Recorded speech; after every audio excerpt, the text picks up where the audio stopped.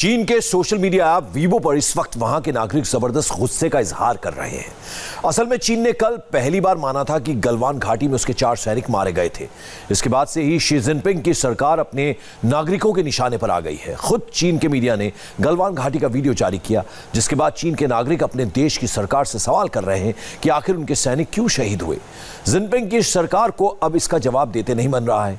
अपने नागरिकों के गुस्से से बचने के लिए ही चीन ने अब तक सैनिकों के मारे जाने की खबर छिपाए रखी थी।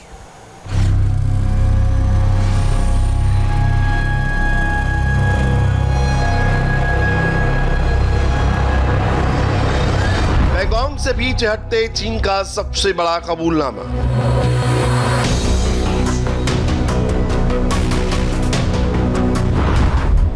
गलवान में भारत के बलवानों ने ड्रैगन को दिए थे गहरे जख्म।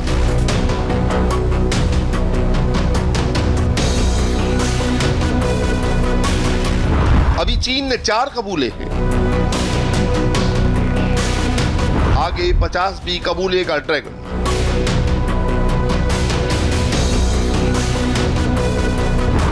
लद्दाख में चीन को गिननी ही पड़ी लाशें।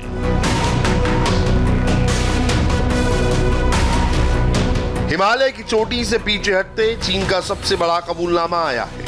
पहली बार चीन ने माना है कि जून 2020 में गलवान घाटी में हुए संघर्ष में उसके सैनिक भी मारे गए थे। चीन के सरकारी मीडिया ने यह खबर प्रमुखता से छापी है। चीन के सरकारी मीडिया ने लिखा है कि शिनजियांग मिलिट्री कमांड के रेजिमेंटल कमांडर क्वी फेबाओ को hero regimental commander for defending the border, Chen Hongjun को hero to defend the border और चेन जियानग्रोंग, जियाओ सियुआन और वांग जुअरन को फर्स्ट क्लास मेरिट का दर्जा दिया गया है। पीएलए के ये वो सैनिक हैं जो जून 2020 में भारतीय वीरों के हाथों हलाक हुए थे। गलवान घाटी में मारे गए अपने सैनिकों का हवाला देते हुए चीन ने खासतौर से रेजिमेंटल कमांडर क्वी फेबाओ का जिक्र किया है।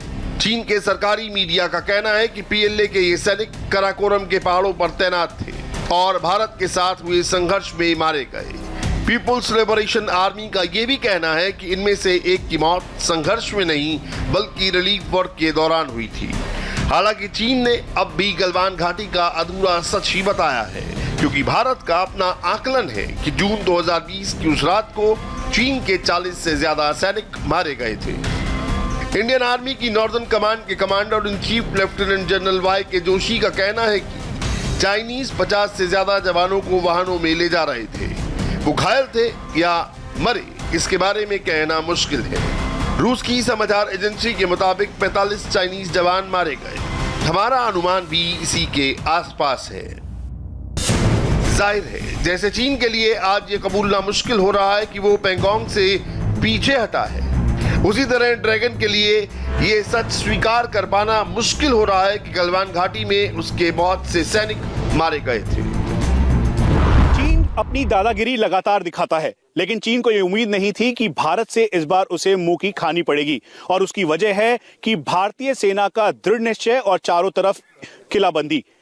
इसी वजह से पैंगोंग से समय रहते हुए चीन डिसएंगेजमेंट प्रोसेस के तहत पूरी तरह से पीछे चला गया। साउथ ऑफ पैंगोंगसो यानी रचनला, मुखपारी, कोंकाला, कोग्रान नाला, हुनान कोस्ट, ये वो एरियाज हैं जहां पर चाइनीज पीएलए ने अपना डोमिनेशन करने की कोशिश की, लेकिन उस एरिया में भी भारतीय सेना ने उनको पूरी तरह से खदेड़ दिया। और यही वजह है कि अब शनिवार को हो रही 10 बजे चुशूल के ठीक सामने मोल्डो के इस बीपीएम हट के अंदर दोनों कोर कमांडर एमए रैप के साथ मुलाकात करेंगे, मीटिंग करेंगे और आगे की दिशा और दशा तय की जाएगी।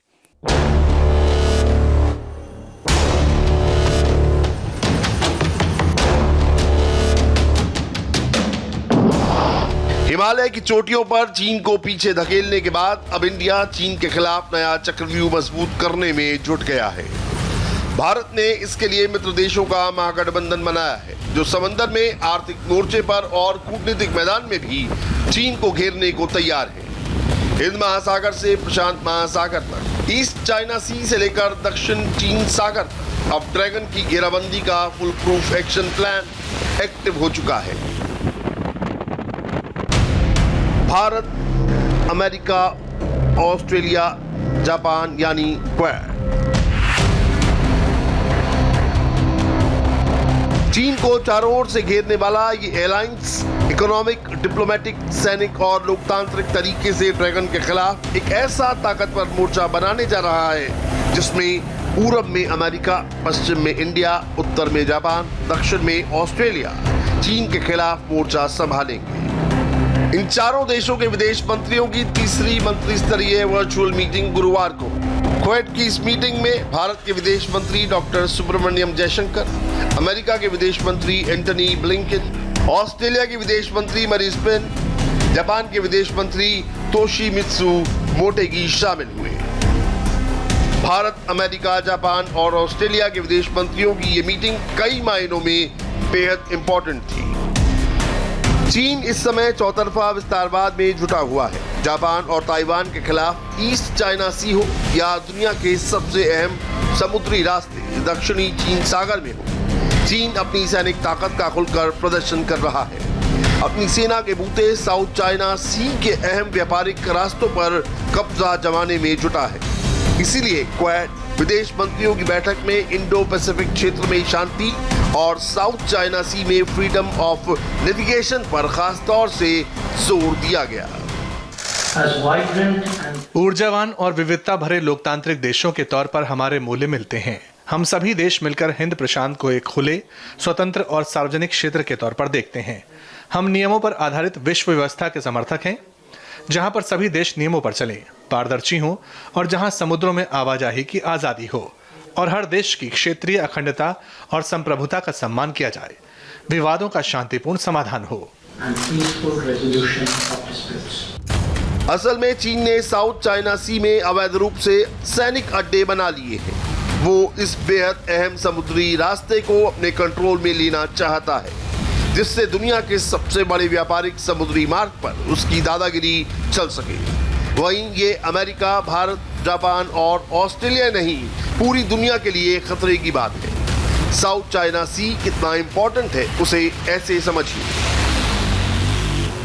दुनिया का 25% समुद्री कारोबार साउथ चाइना सी से होकर गुजरता है। वहीं भारत का 200 अरब डॉलर का कारोबार साउथ चाइना सी से होकर गुजरता है। यानी ये समुद्री रूट भारत ही नहीं, पूरी दुनिया के लिए अहम है। इस पर अकेले चीन का कंट्रोल होना सिर्फ आसपास के देशों पर ही नहीं, पूरी दुनिया पर असर डालेगा। इसीलिए बहुत से देश साउथ चाइना सी में चीन की बढ़ती दादागिरी के खिलाफ आवाज उठा रहे हैं। वहीं भारत ने अमेरिका, जापान और ऑस्ट्रेलिया के साथ मिलकर क्वाड गठबंधन बना लिया है और अब इस गठबंधन को समंदर में बेहद मजबूत किया जा रहा है। इन चार देशों ने पिछले साल नवंबर में ही नौसैनिक अभ्यास मालाबार 2020 किया था, जिसमें अमेरिका, जापान और ऑस्ट्रेलिया के नौसैनिक जहाज शामिल हुए थे। ये करीब एक दशक बाद था जब चारों देशों की नौसेनाएं एक साथ नेवल एक्सरसाइज कर रही थी। हिंद महासागर में गरजती तोपों, दहाड़ते नौसैनिक जहाजों और खुफिया तौर पर पूरे इलाके की निगरानी करने वाली पनडुब्बियों के जरिए इंडिया एक बड़ा संदेश चाइना को दे रहा था। नेवल एक्सरसाइज मालाबार उस वक्त हो रहा था जब लद्दाख में चीन और भारत के सैनिक भयंकर ठंड में भी एक दूसरे के आमने सामने खड़े थे। जबरदस्त तनातनी थी, युद्ध जैसे हालात थे। 4000 मीटर की ऊंचाई पर भारत और चीन के टैंक आमने सामने थे। दोनों सेनाओं के बीच बस 100 मीटर का ही फासला था। बख्तरबंद गाड़ियां मैदान में थी। इस भयंकर मोर्चेबंदी के दौरान मालाबार नेवल एक्सरसाइज से 1 महीने पहले टोक्यो में क्वाड के विदेश मंत्रियों की एक अहम बैठक हुई थी। ये मीटिंग इतनी इंपॉर्टेंट थी कि चारों देशों के विदेश मंत्री महामारी के दौरान भी रूबरू मिले थे। पूरी दुनिया में फैली महामारी के बावजूद अगर हम आज यहाँ आमने सामने मिल रहे हैं तो ये अपने आप में इस बात का सबूत है कि हम क्वाड को कितनी अहमियत देते हैं। खास तौर से हाल के कुछ दिनों में जब हम पिछली बार सितंबर 2019 में न्यूयॉर्क में मिले थे, तब से लेकर आज तक दुनिया बहुत बदल चुकी है। क्वाड के विदेश मंत्रियों की गुरुवार को हुई बैठक अमेरिका में जो बाइडेन के सत्ता में आने के बाद हुई है। साफ है कि चारों देश चीन की बढ़ती दादागिरी के खिलाफ जल्द से जल्द एक मजबूत मोर्चेबंदी करना चाहते हैं। एक्सपर्ट इसे नए शीत युद्ध की तैयारी के तौर पर देख रहे हैं, जहां एक तरफ तो चीन और उसके समर्थक देश है और दूसरी तरफ अमेरिका और उसके समर्थक देश। जैसे पिछली सदी में सोवियत संघ से शीत युद्ध के दौरान अमेरिका ने यूरोपीय देशों के साथ नेटो गठबंधन बनाया था, उसी तरह चीन के साथ शीत युद्ध के दौरान में अमेरिका, भारत, जापान और ऑस्ट्रेलिया साथ मिलकर क्वाड अलायंस बना रहे हैं।